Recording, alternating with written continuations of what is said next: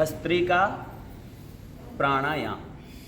So 2.5 second inhale, 2.5 second exhale. 2 से 2.5 second सांस लेना है और 2 से 2.5 सेकेंड सांस छोड़ना है। अर्थात लंबा गहरा सांस लीजिए, पूरी तरह सांस छोड़ दीजिए। जानबूझ के सांस लीजिए और पूरे शिद्दत के साथ सांस छोड़ दीजिए। Active breathe in and active breathe out, और actively breathe in and actively breathe out. मित्रों, भाइयों, बहनों, जो हम सांस ले रहे हैं ना, इस सांस में इस समय जो हम ब्रह्म मुहूर्त में प्राणायाम कर रहे हैं, भस्त्रिका प्राणायाम, इस समय जो हवा आपके अंदर जा रही है, इसमें 30 से 40%, 30 to 40% ऑक्सीजन है। नॉर्मली पूरे दिन में 20 to 22% रहता है, 20 से 22%। लेकिन इस समय की जो हवा होती है, ब्रह्म मुहूर्त की जो हवा होती है, उसमें 40% तक ऑक्सीजन पाया गया है, प्राणवायु पाया गया है। प्राणवायु की सबसे अधिक आवश्यकता होती है हमारे दिमाग को, और यही कारण है कि ब्रह्म मुहूर्त में हमारा दिमाग ज़्यादा सक्रिय होता है।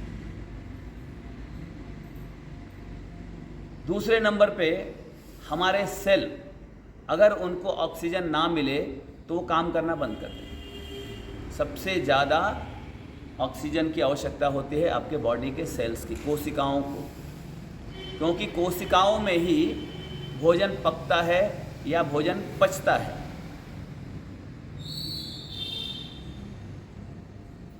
जो भी आप एनर्जी के लिए आहार ग्रहण करते हैं, जिसको इंग्लिश में कार्बोहाइड्रेट कहा जाता है, वह कार्बोहाइड्रेट आपकी कोशिकाओं में ही जाके पचता है। लेकिन अगर ऑक्सीजन प्रचुर मात्रा में नहीं मिलेगा आपके कोशिकाओं को, तो वह शुगर को या कार्बोहाइड्रेट को पचा ही नहीं पाएगा। और तब क्या होगा कि आपकी कोशिका जो दूसरे कार्बोहाइड्रेट आपके ब्लड के थ्रू जाने वाले थे, उनको रोक देता है। वो कहता है कि नहीं भाई, मेरे पास इतनी प्रचुर मात्रा में ऑक्सीजन नहीं है कि जिससे मैं कार्बोहाइड्रेट को पचा सकूं, और इसीलिए मुझे कार्बोहाइड्रेट नहीं चाहिए। आप अपना कार्बोहाइड्रेट अपने पास रखो। ऐसी परिस्थिति में जब आपका रक्त परीक्षण किया जाता है, आपका जब ब्लड टेस्ट किया जाता है, तो पाया जाता है कि आपके ब्लड में शुगर की मात्रा बढ़ गई है। ये कोई बीमारी नहीं, कभी भी गलतफहमी में मत रहना। ठीक है, धीरे से दोनों हाथ उठाइए, आपस में रगड़ लीजिए।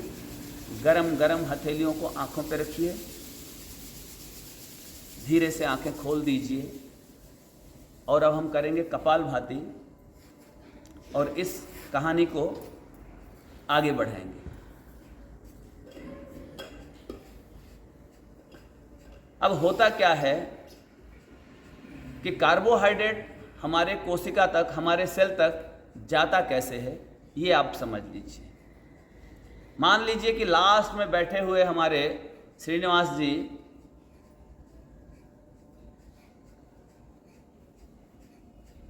इंसुलिन है। वो क्या है? इंसुलिन है। और इधर बैठी हुई मेरी एक बहन जो है वो हेमोग्लोबिन है। ये तो आप लोगों ने कॉमन सुना होगा, ये दो चीज़ें कॉमन है। एक है हीमोग्लोबिन और दूसरा क्या है? इंसुलिन। कपालभाति करते रहिए, बात को सुनते रहिए। ये दोनों मिलके मेरे पास आते हैं। मैं कोशिका हूं, मैं कोशिका सेल हूं। मेरे पास एक भट्ठी है जिसका नाम है माइटोकॉन्ड्रिया। क्या नाम है उसका? माइटोकॉन्ड्रिया। मैं श्रीनिवास जी द्वारा लाए हुए कार्बोहाइड्रेट को, ये इंसुलिन है ना, इनका काम है कार्बोहाइड्रेट को मुझ तक पहुंचाना। मैं श्रीनिवास जी के द्वारा लाए हुए कार्बोहाइड्रेट को अपनी भट्ठी में डाल देता हूं।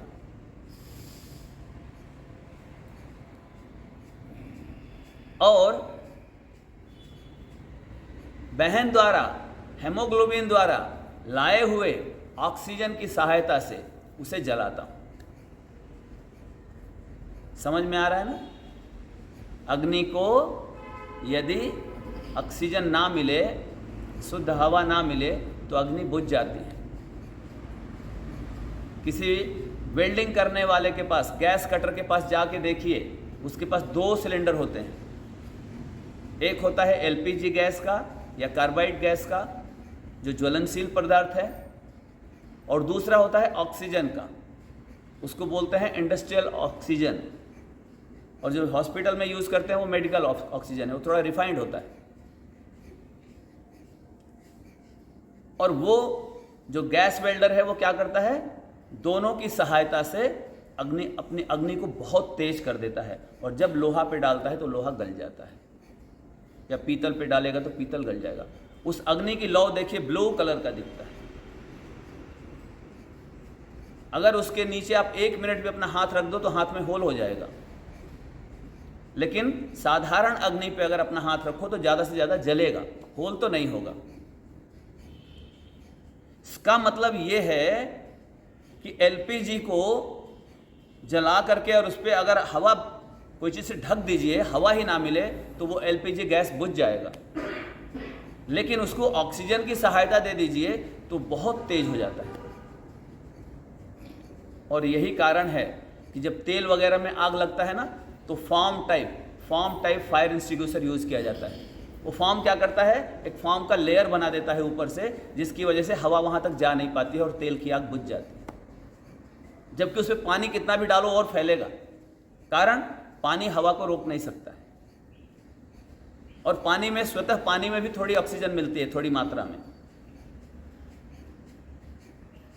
अर्थात जब आपके माइटोकॉन्ड्रिया में हवा नहीं पहुंचेगा, ऑक्सीजन नहीं पहुंचेगा, तो आपके माइटोकॉन्ड्रिया की अग्नि शांत हो जाएगी। और जब अग्नि ही शांत हो जाएगी तो वो फिर कैसे पकाएगी, कैसे जलाएगी, कैसे पचाएगी? जैसे कि वैद्य जी, डॉक्टर बोलते हैं ना, आपका भोजन नहीं पच रहा है बिकॉज आपका जठराग्नि मंद हो गया है। ऐसे ही एक जठराग्नि हमारे कोशिका की भी है, और उसको भी ऑक्सीजन की जरूरत पड़ती है। तो शुगर जिसको जिसको भी है, अब 2 बातों का ध्यान देना है आपको। एक कि हमें सांस लंबा लंबा लेना है, एक्टिव ब्रीथ करना है, सांस अच्छे से लेना है। जब भी हम सांस लेंगे जानबूझ के लेंगे, जब भी हम सांस लेंगे होशो हवास में लेंगे, जब भी हम सांस लेंगे एक्टिवनेस के साथ लेंगे, लंबा गहरा सांस लेंगे। और दूसरा, ज़्यादा से ज़्यादा श्रम करने का प्रयास करें। बिकॉज श्रीनिवास जी ने तो मेरे पास कार्बोहाइड्रेट पहुंचा दिया, और बहन ने भी ऑक्सीजन पहुंचा दिया, और मैंने उसको जला भी दिया। कार्बोहाइड्रेट को या शुगर को या ग्लूकोज बोल दीजिए, मैंने जला भी दिया। अब जलाने के बाद क्या होगा? एनर्जी में वो कन्वर्ट हो जाएगा। ईंधन जब जलता है ना तो ऊर्जा बनाता है, ऊर्जा में कन्वर्ट हो गया। ऊर्जा किस लिए है? अपने कार्य को अंजाम देने के लिए। जब हम कोई कार्य ही नहीं करेंगे, हम सोए पड़े रहेंगे, हम डल रहेंगे, तो क्या होगा? तब भी हमारी कोशिका श्रीनिवास जी को बोल देगी कि अब आपको कार्बोहाइड्रेट हमारे तक पहुंचाने की आवश्यकता नहीं है। क्यों? क्योंकि इस व्यक्ति को एनर्जी की ज़रूरत ही नहीं है, इसको ऊर्जा की ज़रूरत ही नहीं है। सपोज करो आपको भूख ही नहीं लगा है और कोई भोजन ला के दे तो क्या होगा? मान लीजिए मेरे क्लास में 50 लोग बैठे हैं और 50 लोग किसी कारणवश भोजन करके आए हैं और मैंने भी यहाँ भोजन की व्यवस्था कर दी, तो क्या होगा? आधा भी भोजन खाया नहीं जाएगा, सारा का सारा भोजन बर्तन में पड़ा रहेगा। अर्थात अगर आपको शुगर है तो सबसे पहले आपको ये देखना है कि मैं अपने शरीर में जो एनर्जी है उसका कितना प्रयोग कर पा रहा हूँ। अगर नहीं कर रहा हूँ तो करना शुरू कर दीजिए। योग कीजिए, व्यायाम कीजिए, ताली बजाइए, हंसिए, मुस्कुराइए, वॉकिंग कीजिए, रनिंग कीजिए। अरे कुछ तो कीजिए भाई, एनर्जी का प्रयोग कीजिए। एक भाग तो ये हो गया, ये बात मेरे ख्याल से सबको समझ में आ गई होगी। ठीक है, तो जिसको भी शुगर डायग्नोस हुआ है उन्होंने सबसे पहले अपने शरीर को किसी न किसी कार्य में लगा देना है। उचित होगा आप योग प्राणायाम करें, जिससे शुगर के साथ साथ बीपी से ले करके, मतलब कि छोटी बीमारी से ले करके, लाइफस्टाइल डिजीज से ले करके सीवियर डिजीज लाइक कैंसर तक भी नियंत्रित हो या समूल उसका नाश हो सके। अब शुगर में एक बात और होता है, जब शुगर को हम यूज नहीं करते हैं, शुगर ये तो समझ में आ गया ना, शुगर ईंधन है, शुगर फ्यूल है हमारे बॉडी के लिए, like petrol, diesel, etcetera etcetera. या कोई डाउट है? अगर डाउट है तो बोलिए प्लीज, संकोच नहीं होना चाहिए। कोई डाउट है तो लक्ष्मीपति सर, समझ में आ गया? सबको समझ में आ गया? सबको समझ में आ गया? किसको समझ में आ गया हाथ उठाइए तो मैं देखूं कितने % लोगों को समझ में आया। बाकी लोग तो हाथ ही नहीं उठा रहे, इसका मतलब समझ में नहीं आया। प्रभाकर सर समझ में आ गया? चलिए किसी दिन गुरु जी को बोलूँगा, यही बात तेलुगु में समझा देंगे आप लोग। लेकिन होता क्या है, ईश्वर ने हमारे शरीर को ऑटोनॉमी सिस्टम पे डाल रखा है। स्वतः संज्ञान लेकर के ये अपने कार्य में लग जाती है शरीर। तो जब शुगर को हम यूज नहीं करते हैं तो बॉडी क्या करता है, उस कार्बोहाइड्रेट को यूरिन के थ्रू, पेशाब के थ्रू बाहर निकालना शुरू कर देता है, ये समझ करके कि ये शरीर में वेस्टेज है, इसकी आवश्यकता ही नहीं है। तो होता क्या है, जब आप थकते हैं, जब आप टायर्ड होते हैं, जब आपको एनर्जी की ज़रूरत होती है, तब कोशिका बोलती है कि नहीं भाई अभी ज़रूरत है। लेकिन हुआ क्या, किडनी ने आपके अंदर के शुगर को, कार्बोहाइड्रेट को यूरिन के थ्रू तो बाहर कर दिया, और उस समय आपको आवश्यकता पड़ने पे शुगर नहीं मिलता है, ईंधन नहीं मिलता है, जिसकी वजह से आपकी गाड़ी रास्ते में बंद पड़ जाती है। आप अपने आप को वीक फील करते हैं, अपने आप को डल फील करते हैं, क्योंकि ये सप्लाई और कंज्यूमशन का निरंतर जो ऑटोनॉमी सिस्टम है वो ब्रेक हो जाता है।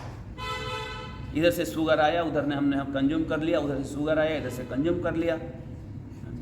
एक छोटे बालक को देखिए, सबसे ज़्यादा शुगर कंज्यूम वो करता है,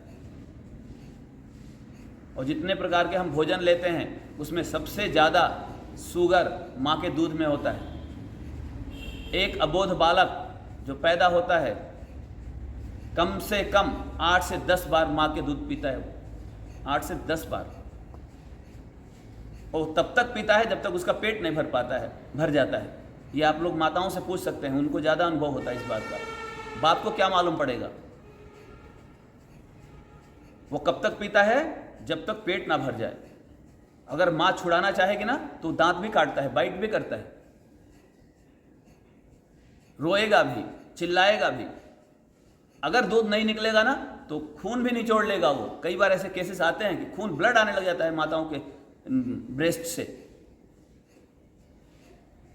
बिकॉज उसको पेट भरने तक चाहिए, उसको और कुछ मालूम ही नहीं है। उसको, बच्चे को एक ही ज्ञान है, मेरा पेट भरना चाहिए, मुझे सोना चाहिए, पेट भरना चाहिए। उतना शुगर कंज्यूम करने के बाद भी उस बच्चे को कोई ज्ञान नहीं है, किसी को पहचानता नहीं है, लेकिन फिर भी बेड पे सोए सोए जब जागेगा तो खेलना शुरू कर देगा। पेट भरा हुआ है तो, पेट खाली है तो रोना शुरू कर देगा। आप क्या समझते हैं रोने में एनर्जी नहीं खर्चा होता है? आप क्या समझते हैं हंसने में एनर्जी खर्चा नहीं होता है? आप क्या समझते हैं कि हाथ पैर हिलाने में एनर्जी नहीं खर्चा होता है? और आप लोगों को तो इसका बहुत अच्छा ज्ञान है, लेकिन जो भाई बहन मेरी बातों को सुन रहे होंगे, उन भाई बहनों को इस पे विचार करना चाहिए कि ईश्वर ने हमें कुछ करने के लिए बनाया है। ये शरीर जो मिला है इसको यूज़ करना है। अगर एक नई गाड़ी, हीरो होंडा या होंडा की नई कार, 40-50 लाख वाली कार खरीद के 1 साल के लिए गैरेज में रख दीजिए, 1 साल बाद उस गाड़ी को स्टार्ट करेंगे, गाड़ी स्टार्ट ही नहीं होगी। करके देख लेना। हमारे शरीर का भी यही हाल है। इसको अगर यूज़ करते रहेंगे ये नए के समान बना रहेगा। इसको धोएंगे, पोछेंगे, कपड़े से साफ करेंगे। ये योग प्राणायाम जो करते हैं हम लोग, वही तो है ना, मेंटेनेंस करते हैं।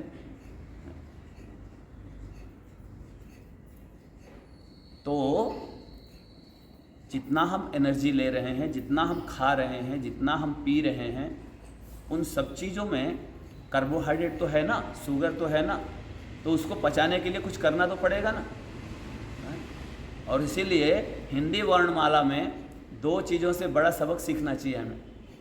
पहला वर्ड होता है क और दूसरा होता है ख। गुरुजी, पहला क से करो, क से करो, देन ख से खाओ। क से करो, ख से खाओ। क्यों है मालूम है आप लोगों को?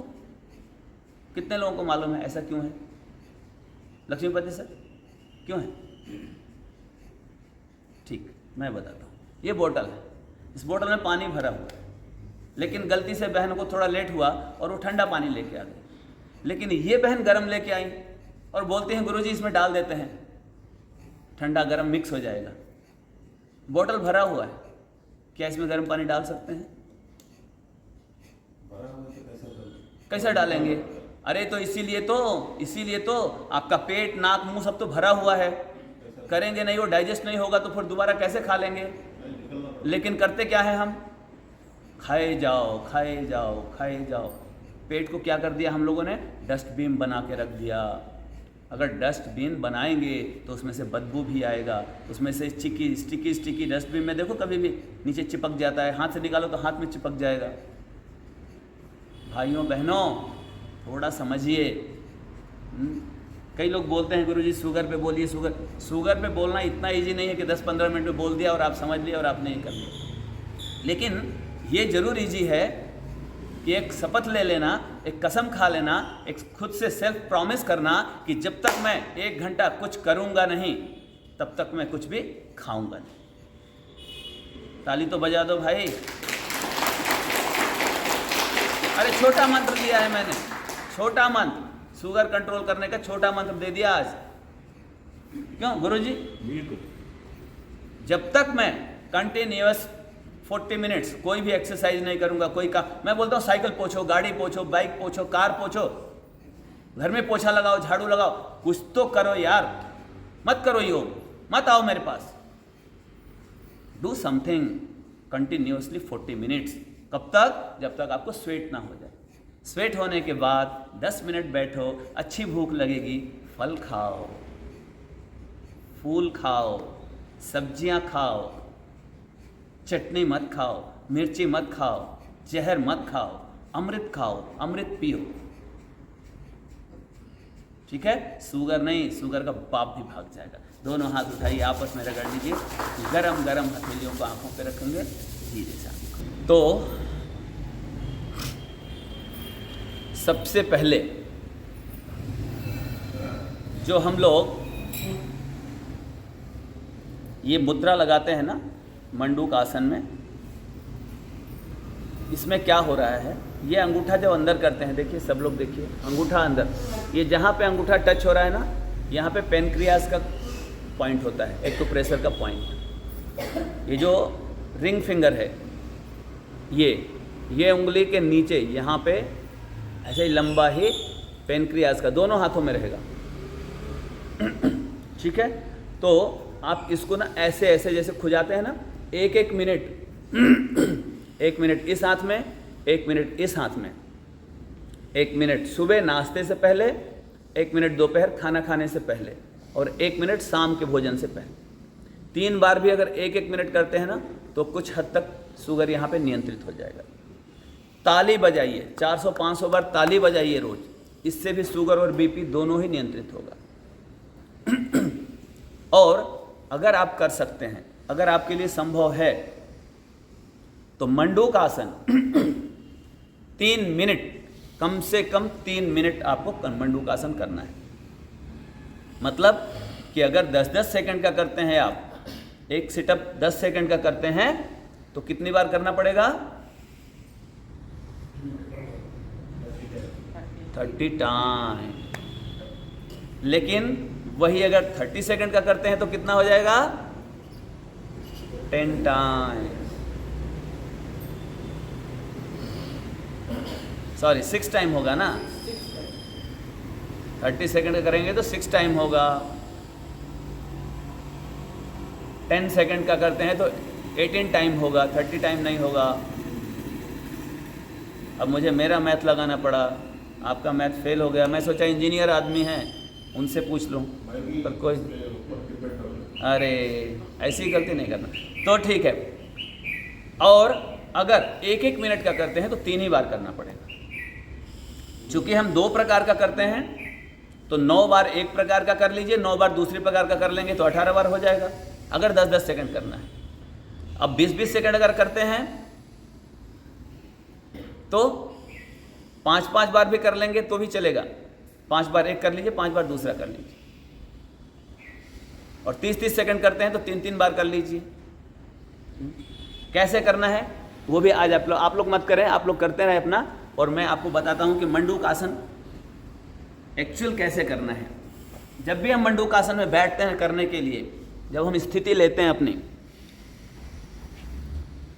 तो पैरों को मोड़ करके ऐसे बैठिए ताकि आपकी पिंडली, आपका कॉफ मसल आपके थाई के नीचे आए, थाई से दब जाए। बिकॉज वहाँ पे भी पाचन तंत्र से संबंधित सारे एक्यूप्रेशर के पॉइंट्स होते हैं। ठीक है, अब जैसा कि मैंने बताया, अंगूठा अंदर और मुट्ठी बंद। यहाँ पे आप देखेंगे ना तो एट द रेट ऑफ का निशान बनेगा, एट द रेट ऑफ का सिंबल बनता है। और आपका जो नेवल है, ये जो नेवल है डॉट है ना, तो यूँ समझ लीजिए कि at the rate of dot, at the rate of, naval को बीच में रख करके ये अंगूठे वाला भाग जो है, ये गोल जो बना है, इस गोल सिक्के को नाभि पे चिपका दीजिए। और एक लंबा गहरा सांस लेके पूरी तरह सांस छोड़ दीजिए, बिल्कुल पूरी तरह सांस छोड़ दीजिए। पेट को अंदर खींचते हुए सामने की तरफ झुक जाइए, अपने छाती को अपने जंघा पे, थाई पे या घुटनों पे टिका दीजिए। गर्दन को थोड़ा सा पीछे मोड़ते हुए सामने देखिए, आंखें खुली हुई, और अपने नाभि के धड़कन को महसूस कीजिए। 1, 2, 3, 4, 5, 6, 7, 8, 9, 10, 11, 12, 13, 14, 15, 16, 17, 18, 19, 20, 21, 22, 23, 24, 25, 26, 27, 28, 29 और 2 बार कर लिया तो 1 मिनट। और ऐसे 2-2 बार 2-2 बार 2-2 बार 3 बार कर लिया तो 3 मिनट, है ना। अब आप देख लीजिए, अगर कम है तो ज़्यादा प्रक्रिया कर लीजिए, ज़्यादा राउंड कर लीजिए, और ज़्यादा है तो कम कर लीजिए। 3 मिनट किसी भी हालत में यह आसन करना है। ठीक है। दूसरा प्रकार, अपने नाभि को, लेफ्ट हैंड को थोड़ा सा ऐसा गड्ढा बनाना है और इससे ढक लेना है और ठीक इसके ऊपर दूसरा हाथ रखना है और फिर वैसे ही सांस लेके छोड़ना है। पेट को अंदर खींचते हुए छाती को अपने घुटनों पे टिका देना है। 1 2 3 4 5 6 7 8 9 10 11 12 13 14 15 16 17 18 19 20 21 22 23 24 25 26 27 28 29। मंडूक आसन के बाद अगर मान लीजिए 3 मिनट आप मंडूक आसन कर रहे हैं ना, तो 1 मिनट शशांक आसन जरूर कीजिए। शशांक आसन से आपका क्रोध कम होता है, आपका उद्वेग शांत होता है, स्ट्रेस लेवल कम होता है, आपका बीपी नॉर्मल होता है। ठीक है, किसी का भी अगर बीपी बढ़ा हुआ है ना, उसको बोलिए 1 मिनट शशांक आसन पहले कर लो। ठीक है, उसका तरीका यह है कि सबसे पहले अपने घुटनों पे हाथ रखिए, धीरे से सांस लेते हुए दोनों हाथों को ऊपर खींचना है। सांस छोड़ते हुए सामने की तरफ झुक जाइए, माथा जमीन पे, हाथों को खींच के रखिए और शरीर को ढीला छोड़ दीजिए।